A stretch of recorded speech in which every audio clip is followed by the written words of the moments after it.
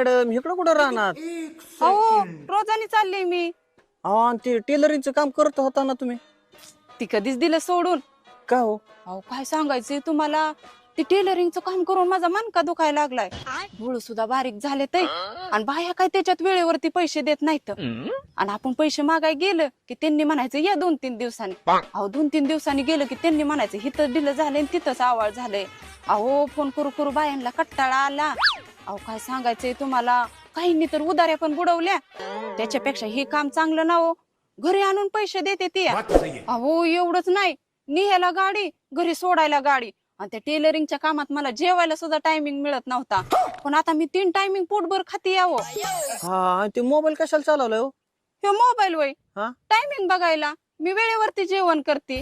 सकाळचं 3 तास काम करायचं, संध्याकाळचं 3 तास काम करायचं. 6 तास मजुरी, 300 रुपये हजरी. 6 वाजल्या